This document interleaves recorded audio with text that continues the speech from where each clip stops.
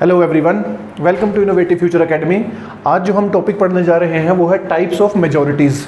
Constitution में आप कई जगह देखेंगे कि कई तरह की मेजॉरिटीज़ को यूज़ किया जाता है, स्पेशली सिंपल मेजॉरिटी और स्पेशल मेजॉरिटी। देखिए, जब भी हमें संविधान के अंदर संशोधन करना है, कॉन्स्टिट्यूशन के अंदर अगर अमेंडमेंट करनी है, तो हमें पता है हमें स्पेशल मेजॉरिटी की जरूरत पड़ती है। लेकिन कई सारे कॉन्स्टिट्यूशन के अंदर ऐसे प्रोविजंस हैं जिनके अंदर हमें ये सिंपल मेजॉरिटी की जरूरत पड़ती है, जिनमें हमें 50% का रूल अप्लाई करना पड़ता है। देखिए, मेजॉरिटीज़ को समझने के लिए मैंने इनको 2 पार्ट्स में क्लासीफाई किया है। सबसे पहले देखिए आप, एक है 50% रूल वाली क्लासिफिकेशन। इसमें क्या है, इस के अंदर जितनी भी मेजॉरिटीज काउंट होगी उनमें हमें 50% मेजॉरिटी चाहिए होगी हाउस की। अच्छा, 50% से ज्यादा मतलब मोर देन 50%, मोर देन 50%। इसके अंदर 3 तरह की हमारे पास मेजॉरिटीज आती हैं, सिंपल मेजॉरिटी, एब्सोल्यूट मेजॉरिटी और इफेक्टिव मेजॉरिटी। क्लियर है? इनमें हमें तीनों के अंदर क्या चाहिए होता है, ग्रेटर देन 50%, मतलब 50% से ज्यादा लोगों की सहमति चाहिए होती है उस मेजॉरिटी को पास करने के लिए। क्लियर है? अच्छा, ये जो मेजॉरिटीज है, जो स्पेशल मेजॉरिटीज है, इनमें हमें चाहिए होती है 2/3, यानी 2/3 रूल बोलते हैं इसको। इसमें होता है कि कम से कम, मतलब नॉट लेस देन, कि कम से कम 2/3 मेजॉरिटी चाहिए आपको हाउस की उस काम को करने के लिए। अब देखिए, बहुत सारे कॉन्स्टिट्यूशन में प्रोविजंस ऐसे हैं जिनमें हमें चाहिए होती है सिंपल मेजॉरिटी। कई सारे, जैसे कोई भी ऑर्डिनरी बिल पास करना है, अभी जैसे रिसेंटली J&K रीऑर्गेनाइजेशन बिल था, उसको पास किया गया, वो सिंपल मेजॉरिटी से हुआ। दिल्ली की जो पावर्स है लेजिस्लेटिव की, वो LG को दे दी गई, वो भी बिल सिंपल मेजॉरिटी से पास किया गया। फार्मर लॉज का बिल था, वो भी सिंपल मेजॉरिटी से पास किया गया। क्लियर है? 90% ऑफ द केसेस में जो मेजॉरिटी यूज होती है वो होती है सिंपल मेजॉरिटी। रेस्ट यूज होती है अंडर आर्टिकल 368 जो स्पेशल मेजॉरिटी है, क्योंकि ये यूज होती है कॉन्स्टिट्यूशन में अमेंडमेंट करने के लिए। बाकी जो ये मेजॉरिटीज हैं, इनके कुछ स्पेसिफिक यूजेस हैं जो हम अभी समझने वाले हैं। ठीक है, चलिए एक एक करके सारी की सारी मेजॉरिटीज को डिस्कस करेंगे और आराम से समझते रहेंगे। मैं आपको एग्जांपल्स के साथ इनको समझाऊंगा भी। क्लियर है? देखिए, सबसे पहले हम स्टार्ट करते हैं सिंपल मेजॉरिटी से। जैसे हमें नाम से ही पता चल रहा है कि ये बिल्कुल सिंपल मेजॉरिटी है, जिसको अचीव करना भी कोई इतना मुश्किल काम नहीं होता है। अच्छा, उससे पहले ना एक बार बिल का प्रोविजन समझ लीजिए कि कोई भी बिल है उसका पास होने का प्रोसीजर क्या होता है। देखिए, मान लीजिए अगर वो बिल आपका लोकसभा में इंट्रोड्यूस किया गया है, तो अब डिपेंड करता है मेजॉरिटी किस तरह की यूज होगी, ये डिपेंड करता है वो बिल किस टाइप का है। क्लियर है? अगर तो वो कॉन्स्टिट्यूशन अमेंडमेंट बिल है, मतलब उस बिल से संविधान में संशोधन करना है, तो जो मेजॉरिटी यूज होगी वो होगी स्पेशल मेजॉरिटी। लेकिन अगर उस बिल को पास करने के लिए सिंपल मेजॉरिटी चाहिए, मतलब वो कोई ऑर्डिनरी बिल है, क्लियर है, ऑर्डिनरी बिल है वो, तो उसके लिए हमें चाहिए सिंपल मेजॉरिटी। तो मेजॉरिटी डिपेंड करती है किस टाइप का बिल है। क्लियर है? अब हम मानकर चलते हैं कि कोई भी बिल है, मान लीजिए वो लोकसभा में इंट्रोड्यूस हुआ है। अब अगर तो वो कॉन्स्टिट्यूशन अमेंडमेंट का बिल है तो यहां वो पास होगा स्पेशल मेजॉरिटी से, लेकिन अगर वो ऑर्डिनरी बिल है तो यहां वो पास होगा सिंपल मेजॉरिटी से। यहां जैसे ही बिल पास होगा, बिल जाएगा कहां? राज्यसभा के अंदर। अब सेम प्रोसीजर राज्यसभा में भी होगा। देखिए, कई केसेस में डिफरेंट भी है, बट ज्यादातर केसेस में, जैसे अगर हम कॉन्स्टिट्यूशन अमेंडमेंट बिल की बात करें, तो लोकसभा प्लस राज्यसभा दोनों हाउसेज में आपको स्पेशल मेजॉरिटी चाहिए होती है।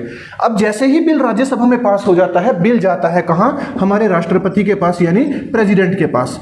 और जैसे ही प्रेसिडेंट, देखिए पहले वो बिल होता है, ध्यान रखिएगा, स्टार्टिंग में क्या होता है? बिल होता है। बिल आया लोकसभा में, यहां से पास हुआ, राज्यसभा में पास हुआ, उसके बाद जैसे ही प्रेसिडेंट ने उसको अपनी असेंट दे दी, वो एक एक्ट में कन्वर्ट हो जाता है, वो एक एक्ट में कन्वर्ट हो जाता है। यानी पहले उसका नाम होता है, जैसे अगर वो अमेंडमेंट का बिल है तो नाम क्या होगा? Constitution amendment bill.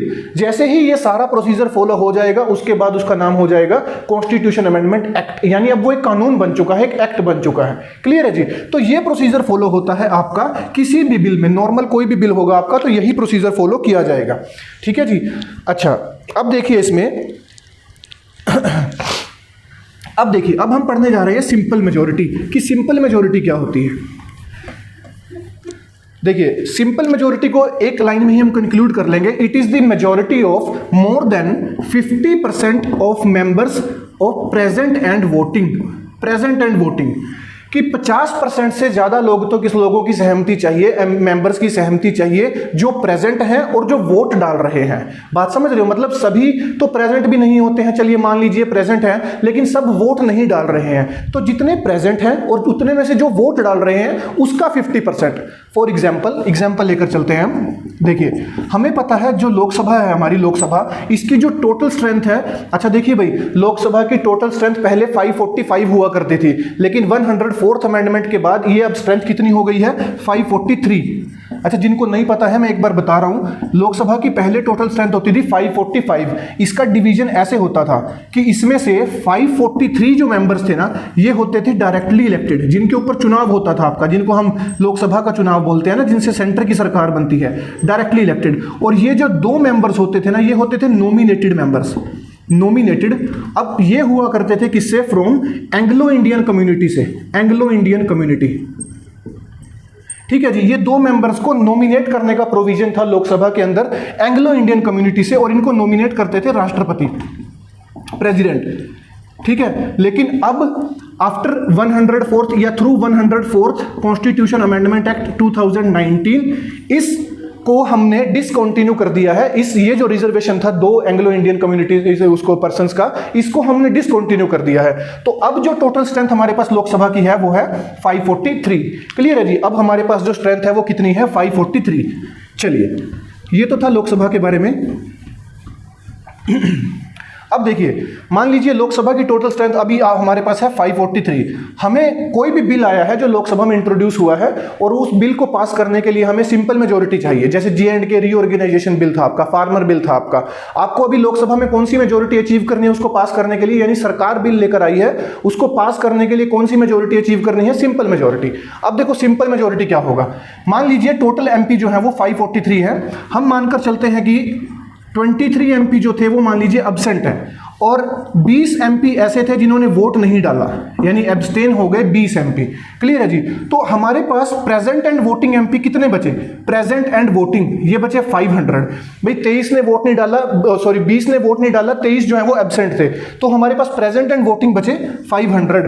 अब सिंपल मेजोरिटी क्या होता है? Simple majority is greater than 50% of 500। यानी कि हम बोल सकते हैं सिंपल मेजोरिटी कब अचीव होगी? भाई जैसे ही 251 MP उसके फेवर में वोट डाल देंगे तो हमें लोकसभा के अंदर सिंपल मेजोरिटी अचीव हो जाएगी, लोकसभा से वो बिल पास हो जाएगा। चाहे वो फार्मर बिल था या वो J&K रीऑर्गेनाइजेशन बिल था, वो बिल ऐसे ही पास होगा। हम एब्सेंट को निकाल देंगे, एब्सटेन को निकाल देंगे, जो प्रेजेंट एंड वोटिंग है उनका 50% चाहिए, मतलब 50% से एक ज्यादा बस। ठीक है जी? तो इसका 50% 250 बनता है। जैसे ही यहां पर 251 MPs का वोट मिल जाएगा, यह बिल लोकसभा के अंदर पास हो जाएगा। अब देखिए राज्यसभा, राज्यसभा की जो टोटल स्ट्रेंथ है ये 245 है। अच्छा, राज्यसभा में भी देख लीजिए भाई, जो टोटल स्ट्रेंथ है हमारे पास वो 245 है।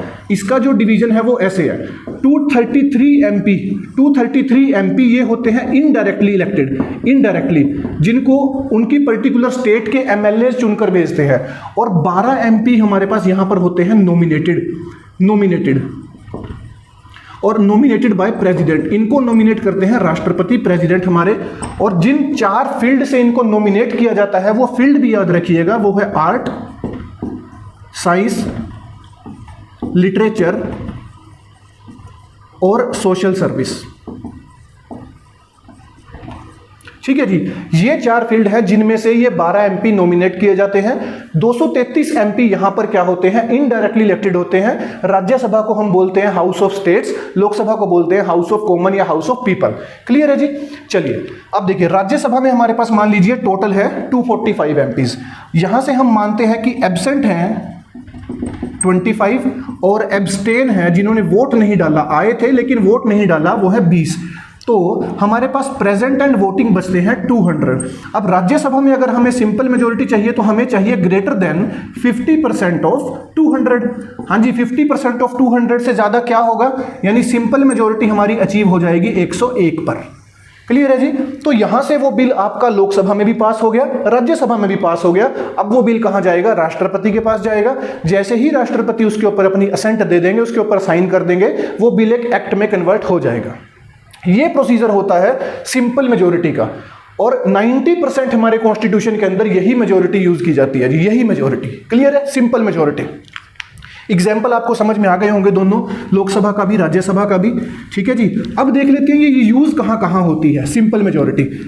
नोट कर लेंगे भी सभी बच्चे, सिंपल मेजोरिटी यूज कहां कहां होती है। देखिए, सबसे पहले ये यूज होती है used in ordinary bill. Most of the cases are dealt in ordinary bill. ठीक है जी? लगभग बिल आपके ऑर्डिनरी बिल ही होते हैं। सेकंड जो ये यूज होती है मनी बिल, फाइनेंस बिल, अलग अलग इनके अंदर यूज होती है। मनी बिल, देखिए टाइप्स ऑफ बिल हम अलग से पढ़ेंगे भाई, बिल कितने टाइप के होते हैं, मनी बिल, फाइनेंस बिल, उसके बाद कॉन्फिडेंस मोशन, अगर कोई भी रूलिंग पार्टी अपनी स्टेबिलिटी को प्रूव करती है तो वो कॉन्फिडेंस मोशन लेकर आती है। उसके बाद है नो कॉन्फिडेंस मोशन, ओपोजिशन जब भी दूसरी पार्टी की स्टेबिलिटी को चैलेंज करेगा तो वो लेकर आएगा नो कॉन्फिडेंस मोशन, जैसे कांग्रेस लेकर आई थी पिछले सेशन में बीजेपी के खिलाफ। उसके बाद हो गया इसमें जैसे इलेक्शन ऑफ स्पीकर, स्पीकर का जो चुनाव होता है आपका वो भी सिंपल मेजोरिटी से होता है। और भी एग्जाम्पल बहुत है, फिर भी एक और लिख लीजिए, joint sitting of parliament, joint sitting, ठीक है जी। एग्जाम्पल बहुत है एक्सेट्रा। मैंने कहा ना लगभग केसेस आपके ऑर्डिनरी बिल के थ्रू ही डील किए जाते हैं, ठीक है। आर्टिकल 3 के अंदर अगर कोई काम हो रहा है वो भी ऑर्डिनरी बिल से काउंट होगा। क्लियर है जी। चलिए ये सारे के सारे कुछ एग्जांपल्स हैं जहां पर सिंपल मेजॉरिटी यूज की जाती है हमारे कॉन्स्टिट्यूशन के अंदर, ठीक है जी। अब चलिए नेक्स्ट हम मेजॉरिटी पढ़ते हैं, एब्सोल्यूट मेजॉरिटी। देखिए एब्सोल्यूट, चलिए एब्सोल्यूट मेजॉरिटी का मतलब होता है बच्चों 50% of total membership. Absolute majority को हम क्या बोलकर रिप्रेजेंट करते हैं, सेकंड जो मेजॉरिटी है मेन हमारे पास वो है एब्सोल्यूट। ध्यान रखिएगा ये अभी हम वो मेजॉरिटी पढ़ रहे हैं जिनमें हमें 50% रूल की जरूरत है। तो एब्सोल्यूट मेजॉरिटी होता है 50% ऑफ टोटल मेंबरशिप, ठीक है जी, टोटल मेंबरशिप का 50%। अब देखिए ये जो मेजॉरिटी है ना इसकी सिर्फ हमारे पास पॉलिटिकल सिग्निफिकेंस है और ये मेजॉरिटी हमारे कहीं पर भी काम नहीं आती है। याद रखेंगे absolute majority is not used in any bill, ठीक है जी। एग्जाम्पल देकर आप समझ लीजिए, जैसे अभी आपको पता लगेगा, जैसे लोकसभा की जो टोटल स्ट्रेंथ है वो कितनी है, अभी मानकर चलिए हम 543 है हमारे पास। अगर हम पिछले चुनाव की बात करें तो तब तक 545 थी, ठीक है। चलिए अब देखो लोकसभा की टोटल स्ट्रेंथ है 543 हमारे पास। एब्सोल्यूट मेजॉरिटी क्या होगा, ग्रेटर देन 50% ऑफ 543। क्लियर है जी। अब अगर हम इसकी बात करें तो एब्सोल्यूट मेजॉरिटी लगभग आपकी बन जाएगी 273, सॉरी एक मिनट, एब्सोल्यूट मेजॉरिटी आपका अगर हम 50% को क्रॉस करते हैं 543 के तो ये बन जाएगी 273। ये लीजिए, आपने 2019 में भी 2014 में भी मोदी सरकार का ये नारा भी सुना होगा 272 प्लस 273 प्लस, तो वो यही था। मतलब ये मेजॉरिटी सिर्फ और सिर्फ 5 साल में यूज होती है सरकार को बनाने में, बस दैट्स इट। एक ही बार यूज होगी ये 5 साल में, कब, जब सरकार बनाई जाएगी। यानी सेंटर की गवर्नमेंट के जब भी चुनाव होंगे या स्टेट की गवर्नमेंट में जब भी चुनाव होंगे, आधे से ज्यादा सीटें जो भी पार्टी जीतेगी उस पार्टी की सरकार बन जाएगी, वहां पर यूज होती है हमारे पास एब्सोल्यूट मेजॉरिटी। अदरवाइज पूरे कॉन्स्टिट्यूशन में इसका कहीं पर किसी बिल में कोई भी यूज नहीं है। क्लियर है जी। जैसे ही 5 साल के बाद चुनाव आएंगे, सरकार किसकी बनेगी, जिसके 273 एमपी आएंगे जिस पार्टी के पास, उसकी सरकार बन जाएगी। ये है एब्सोल्यूट मेजॉरिटी। चलिए इसका इससे ज्यादा और कोई यूज नहीं है भाई, ठीक है। It is just use to gauge stability of a government, ठीक है जी, कि सरकार किसकी बनने वाली है। ये है एब्सोल्यूट मेजॉरिटी।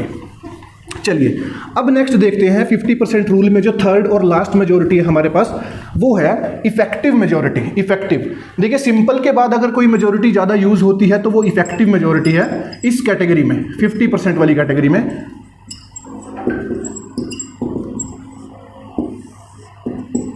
इफेक्टिव मेजॉरिटी, देखिए इफेक्टिव मेजॉरिटी होता है 50% of effective strength of house, 50% of effective strength of house.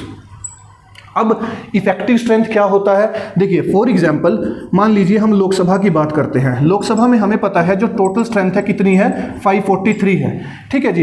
अब मान लीजिए जिस टाइम पर कोई ऐसा बिल आया है जिसमें इफेक्टिव मेजॉरिटी की हमें जरूरत पड़ रही है, इफेक्टिव मेजॉरिटी की जरूरत पड़ रही है, तो उस टाइम पर जब वो बिल आया है उस टाइम लोकसभा की टोटल स्ट्रेंथ कितनी है।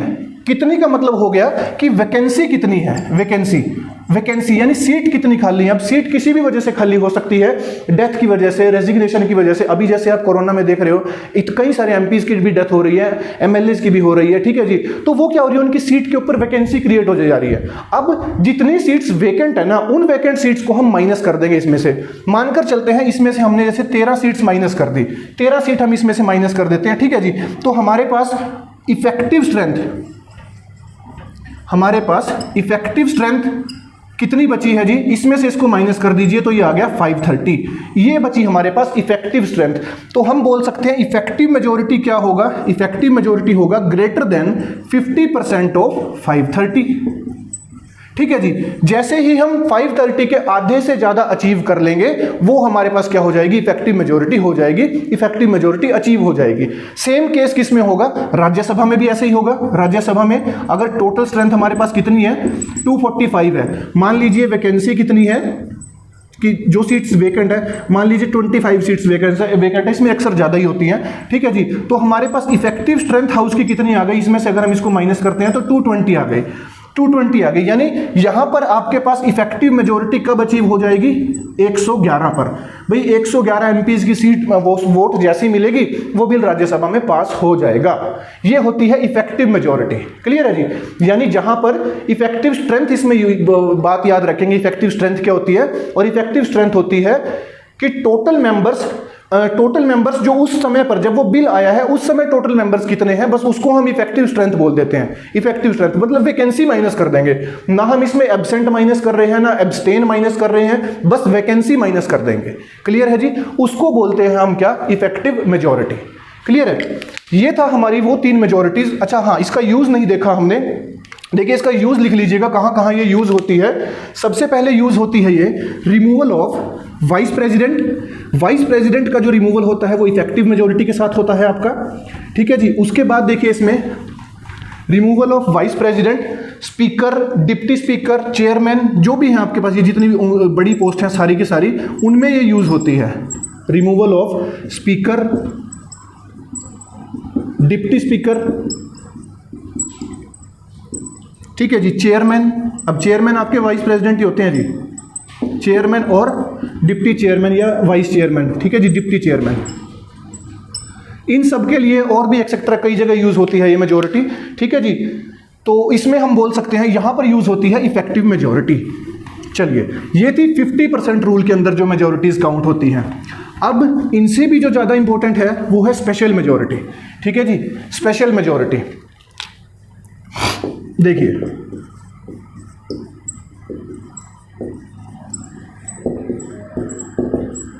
स्पेशल मेजोरिटी इसको हम बोलते हैं 2/3 मेजोरिटी या 66% मेजोरिटी भी बोल देते हैं इसको। ठीक है, बट उसमें तो क्या था, आपको 50% से ज्यादा चाहिए था। भाई 50% से ज्यादा कितना भी हो सकता है, 55, 60, 65, 70%, कितना भी। यहां पर हम यूज करते हैं नॉट लेस देन, कि भाई कम से कम इतना तो चाहिए ही चाहिए, मिनिमम है। ठीक है जी, नॉट लेस देन, वहां आप मैक्सिमम लेकर चलते हैं, यहां आप मिनिमम लेकर चलते हैं, नॉट लेस देन। क्लियर है, अभी हम एग्जाम्पल पढ़ेंगे तो आपको समझ में आ जाएगा। देखिए, स्पेशल मेजोरिटी हम 3 आर्टिकल्स में पढ़ते हैं, अभी हम पढ़ने जा रहे हैं अंडर आर्टिकल 368, जो सबसे इंपॉर्टेंट भी आपके लिए। ठीक है जी, बाकियों का 2 का मैं यूज बता दूंगा आपको। अंडर आर्टिकल 368, अब हमें पता है आर्टिकल 368 के अंदर कॉन्स्टिट्यूशन की अमेंडमेंट का प्रोसीजर दिया गया है। ठीक है जी, कि संविधान में संशोधन कैसे हो सकता है, ये कहां दिया गया है, आर्टिकल 368 के अंदर। अब देखिए, आर्टिकल 368 के अंदर ना 2 तरह के प्रोसीजर मेंशन किए गए हैं। कॉन्स्टिट्यूशन में अमेंडमेंट करने के लिए 2 तरह की मेजोरिटीज मेंशन की गई हैं। एक तो मेजोरिटी है हमारे पास, सबसे पहले तो देखो है दोनों स्पेशल मेजोरिटी ही, लेकिन 2 अलग अलग तरह की मेजोरिटीज हैं, दोनों का प्रोविजन थोड़ा सा अलग है। देखिए, ये मेजोरिटी सबसे पहली बात याद रखिएगा यूज की जाती है कॉन्स्टिट्यूशन अमेंडमेंट बिल में। संविधान में संशोधन जब भी होगा तो वो स्पेशल मेजोरिटी से होगा, और संशोधन करने का जो प्रोसीजर दिया गया है वो दिया गया है आर्टिकल 368 में। चलिए, अब देखिए स्पेशल मेजोरिटी क्या होती है। सबसे पहले हम एक टाइप पढ़ लेते हैं, फिर दूसरी पे चलेंगे। देखिए, यहां पर हम बोलते हैं 2/3 of members present and voting plus 50% of total membership. भाई ये मेजोरिटी आपको अचीव करनी पड़ती है, तब जाकर आप संविधान में संशोधन कर सकते हैं इस मेजोरिटी के साथ। फॉर एग्जाम्पल, हम एग्जाम्पल से समझ लेते हैं। देखिए, मान लीजिए लोकसभा की अभी टोटल स्ट्रेंथ है हमारे पास 543। अब देखो, सिंपल और स्पेशल में फर्क है। सिंपल में यहां आपको 50% चाहिए था, यहां आपको चाहिए 66%। अब स्पेशल मेजोरिटी के अंदर मतलब 16% एक्स्ट्रा चाहिए, बाकी सेम है। प्रेजेंट एंड वोटिंग ही वहां था, प्रेजेंट एंड वोटिंग ही यहां पर है। ठीक है जी, अब देखिए लोकसभा की स्ट्रेंथ कितनी है, 543। आप सेम कंडीशन मानकर चलिए, मान लीजिए प्रेजेंट जो एब्सेंट हैं, एब्सेंट मान लीजिए 43 एमपी एब्सेंट थे, और एब्सटेन कर लीजिए जो जिन्होंने वोट नहीं डाला, मान लीजिए 20 वो थे। तो प्रेजेंट एंड वोटिंग आपके पास कितने बचे? 480 एमपी आपके पास प्रेजेंट एंड वोटिंग बच गए। अब स्पेशल मेजोरिटी के लिए हाँ जी क्या चाहिए आपको? स्पेशल मेजोरिटी के लिए होगी कब अचीव होगी? जब ये होगा, अच्छा ग्रेटर देन इसमें हम लेकर चलेंगे नॉट लेस देन, भाई इससे कम नहीं होना चाहिए, नॉट लेस देन ये लेकर चलेंगे हम, ठीक है। नॉट लेस देन 2/3 ऑफ 480, क्योंकि क्या पढ़ा हमने, ये क्या होती है? 2/3 ऑफ प्रेजेंट एंड वोटिंग, तो 2/3 ऑफ 480, ठीक है जी। यानी यहां से आप इसको काटेंगे 160 आ गया, मतलब कम से कम 320 एमपी आपको चाहिए ही चाहिए, तब जाकर आप लोकसभा के अंदर स्पेशल मेजोरिटी को अचीव कर पाओगे। आप समझ रहे हो बात को? कम से कम 320 एमपी चाहिए, तब जाकर आप स्पेशल मेजोरिटी अचीव कर सकते हो लोकसभा में। सेम केस है राज्यसभा में। अच्छा, इसके साथ साथ आपको चाहिए होती है 50% ऑफ टोटल मेंबरशिप। अब देखिए यहां पर 320 एमपी अगर अचीव कर पा रहे हैं तो हमें पता है 50% ऑफ टोटल कितना है? 543। ये कितना बनेगा? हमें पता है 273 बनेगा, क्योंकि हम पढ़ चुके हैं ये एब्सोल्यूट मेजोरिटी आपके। अब 320 अगर वो पार्टी अचीव कर पा रही है तो 273 तो वो अचीव कर ही रही है, सिंपल सी बात है। तो ये बिल क्या हो जाएगा? पास हो जाएगा। इन केस अगर ये स्पेशल मेजोरिटी की जो वैल्यू है ये इससे कम आ जाए, उस केस में बिल फेल कर जाएगा। अगर ये वैल्यू मानकर चलिए जैसे यहां 273 है और स्पेशल मेजोरिटी जब अचीव कर रहे हैं तो वहां 250 आ रही है, तो ये बिल फेल कर जाएगा, सिंपल सी बात है, ठीक है जी। तो ये होती है स्पेशल मेजोरिटी आपकी। इसको आप दूसरा राज्यसभा में भी रख के देख सकते हो, सेम ऐसी 2/3 ऑफ प्रेजेंट एंड वोटिंग होगा। बस डिफरेंस कहां पर है कि वहां पर था 50% सिंपल मेजोरिटी में, स्पेशल में क्या है? 66%, यानी 2/3। क्लियर है? ये डिफरेंस है बस। चलिए अब देखिए इसका सेकंड केस।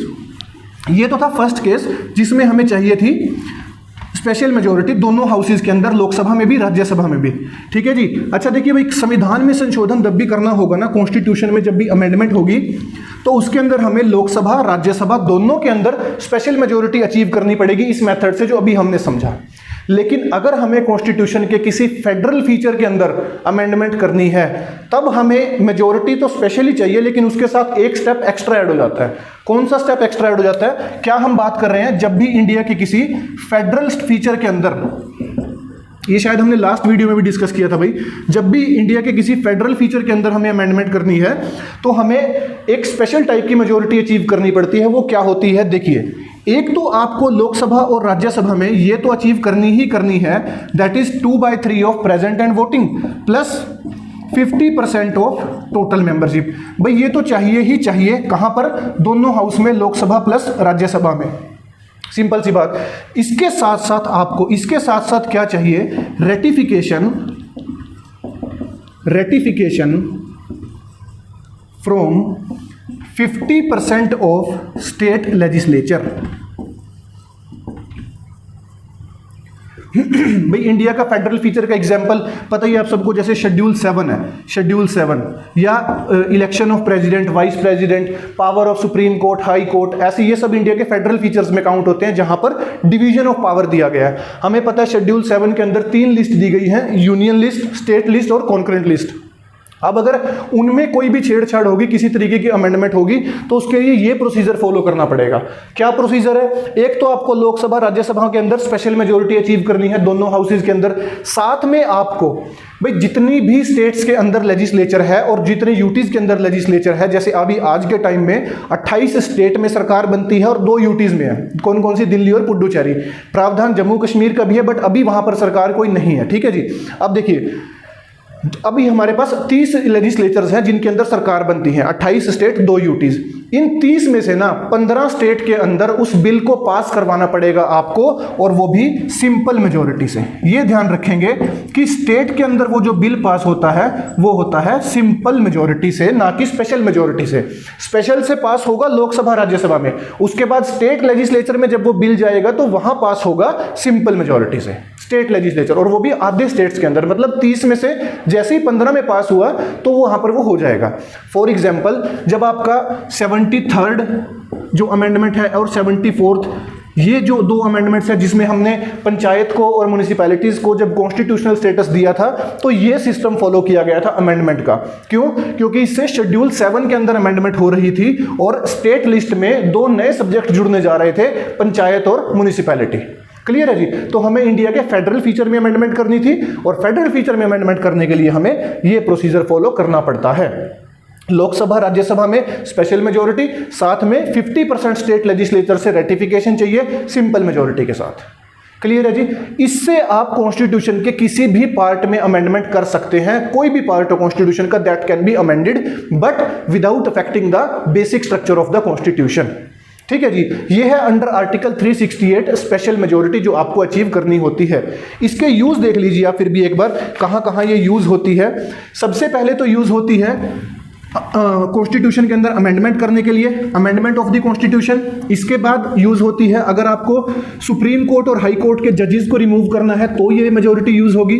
उसके बाद अगर नेशनल इमरजेंसी को लगाना है देश के अंदर या किसी एक पार्ट के अंदर तो नेशनल इमरजेंसी को भी स्पेशल मेजोरिटी से ही अचीव किया जाएगा, पास किया जाएगा, अप्रूव किया जाएगा। ठीक है जी। 3 केस याद रखेंगे। अमेंडमेंट ऑफ कॉन्स्टिट्यूशन, जब भी कॉन्स्टिट्यूशन के अंदर कोई संशोधन किया जाएगा। ठीक है जी। Amendment of constitution. अब अमेंडमेंट में ये ध्यान रखेंगे भाई कि अमेंडमेंट 2 तरीके की होगी आपकी। एक तो होगी जनरल अमेंडमेंट जिसमें कॉन्स्टिट्यूशन के फेडरल फीचर पे फर्क नहीं पड़ रहा है, अगर वो अमेंडमेंट है तो स्पेशल मेजोरिटी चाहिए होगी। कहां कहां पे, ये मैं रिवाइंड कर रहा हूं थोड़ा सा। स्पेशल मेजोरिटी चाहिए आपको लोकसभा प्लस राज्यसभा में। क्लियर है। लेकिन अगर इंडिया के फेडरल फीचर में अमेंडमेंट हो रही है फेडरल में तो आपको स्पेशल मेजोरिटी चाहिए। स्पेशल मेजोरिटी कहां कहां पर, लोकसभा प्लस राज्यसभा में। इन 2 में क्या चाहिए आपको, स्पेशल मेजोरिटी। साथ में क्या चाहिए, ratification from 50% of state legislature. बस इतना याद रखेंगे भाई। ठीक है जी। फेडरल में अमेंडमेंट ये प्रोसीजर, सिंपल अमेंडमेंट ये प्रोसीजर। क्लियर है। यही हमने फीचर्स में भी पढ़ा था कॉन्स्टिट्यूशन के। कुछ प्रोविजंस इजीली अमेंडेबल है, कुछ प्रोविजंस बहुत मुश्किल से अमेंड हो पाते हैं, स्पेशली फेडरल फीचर्स, क्योंकि 15 स्टेट्स के अंदर इसको अचीव करना इतना आसान नहीं होता है। ठीक है बेटा। चलो जी। ये है स्पेशल मेजोरिटी अंडर आर्टिकल 368। चलिए अब 2 जो बाकी मेजोरिटीज हैं, स्पेशल मेजोरिटी जो 2 आर्टिकल्स में यूज होती है उनको जस्ट मैं आपको थोड़ा सा एक्सप्लेन कर देता हूं। एक होती है अंडर आर्टिकल 61 वाली जो मेजोरिटी है ना, इसमें होती है 2/3 ऑफ टोटल मेंबरशिप। भाई दोनों हाउस, चाहे वो लोकसभा है या वो राज्यसभा है, दोनों के अंदर टोटल मेंबर का 2/3 दोनों के अंदर। फॉर एग्जांपल हम लोकसभा लेकर चलते हैं एग्जांपल के लिए। लोकसभा की टोटल स्ट्रेंथ है 543। हमें अगर स्पेशल मेजोरिटी को अचीव करना है तो नॉट लेस देन 2/3 ऑफ हम 543 लेंगे यहां पर। और जनरली ये 2 ये लगभग बनता है 364 के अराउंड। ठीक है जी। स्पेशल मेजोरिटी के लिए 364 के अराउंड लोकसभा में। ऐसे ही राज्यसभा में जाएगा 2/3 ऑफ 245। क्लियर है। दोनों हाउसेज के अंदर। अब ये याद रखेंगे ये यूज कहां होती है, सबसे इंपॉर्टेंट वही है, इसका प्रोसीजर नहीं पूछा जाता। It is used for impeachment of president, कि जब भी राष्ट्रपति को उसके पद से इंपीच किया जाएगा, हटाया जाएगा, तो इस प्रोसीजर से यह कार्य किया जाएगा। दोनों हाउसेज के अंदर स्पेशल मेजोरिटी अचीव करनी पड़ेगी। और कौन सी special majority, 2/3 of total membership. Clear है जी। ये है अंडर आर्टिकल 61 स्पेशल मेजोरिटी आपकी। अब एक थर्ड बचती है, वो भी मैं आपको थोड़ा सा वो बता देता हूं उसके बारे में भी। चलिए देखिए, थर्ड जो है वो हम जनरली सेंटर स्टेट रिलेशन जब पढ़ेंगे उसके अंदर पढ़ते हैं हम। ठीक है। यहां पर हम उसको थोड़ा देख लेते हैं एक बार। वो होती है अंडर आर्टिकल 249। थर्ड जो मेजोरिटी हमें अचीव करनी होती है स्पेशल मेजोरिटी, वो आती है अंडर आर्टिकल 249 सॉरी। ये होती है simply 2/3 of present and voting. 2/3 of present and voting. लेकिन ये याद रखेंगे कि राज्यसभा के अंदर ये जो मेजोरिटी है जो 249 में आती है, ये सिर्फ और सिर्फ राज्यसभा में यूज की जाती है।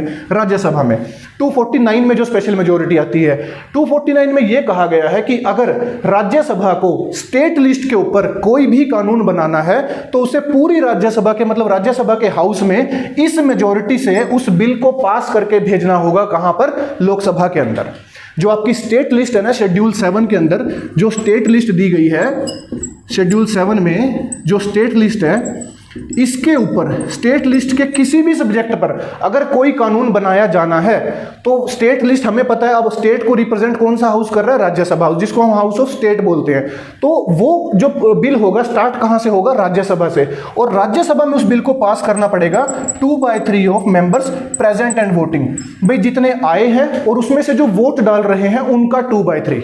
क्लियर है जी। इस मेजोरिटी से वो बिल राज्यसभा में पास होगा, उसके बाद वो बिल जाएगा कहां, लोकसभा में, फिर वो बिल लोकसभा में पास होगा सिंपल मेजोरिटी से लोकसभा में, और उसके बाद उसके ऊपर कानून बनाया जा सकता है स्टेट लिस्ट के ऊपर। सिंपल सी बात, ठीक है। बट याद रखेंगे ये आर्टिकल राज्यसभा के लिए है, ना कि लोकसभा के लिए, ठीक है बेटा। चलो, ये थी टाइप्स ऑफ मेजोरिटीज। 6 तरह की मेजोरिटी हमने पढ़ी है। सिंपल मेजोरिटी जिसमें हमें 50% रूल को लगाना है, मोर देन 50% चाहिए हमें, ठीक है जी। मेन जो यूज होती है आपकी कॉन्स्टिट्यूशन के अंदर वो सिंपल मेजोरिटी ही है, जो पूरे के पूरे कॉन्स्टिट्यूशन में आपको कई जगह देखने को मिलती है। 90% ऑफ द केसेस हमारे ऑर्डिनरी बिल्स चलते हैं, और ऑर्डिनरी बिल में हमें जो मेजोरिटी चाहिए वो है सिंपल मेजोरिटी, ठीक है बेटा। उसके बाद सेकंड हमें यूज पड़ती है, जो सबसे ज्यादा यूज होती है वो है कॉन्स्टिट्यूशन अमेंडमेंट के लिए। वहां पर हमें जो मेजोरिटी चाहिए वो है under article 368 special majority. Clear है जी। ये था आज का टॉपिक। आई होप आपको समझ में आया होगा। अगर सभी बच्चों को अच्छा लग रहा है तो प्लीज़ लाइक और शेयर करते रहिएगा। ऐसे ही आपके लिए इन्फॉर्मेटिव वीडियोस में आगे भी बनाता रहूँगा। Thank you so much.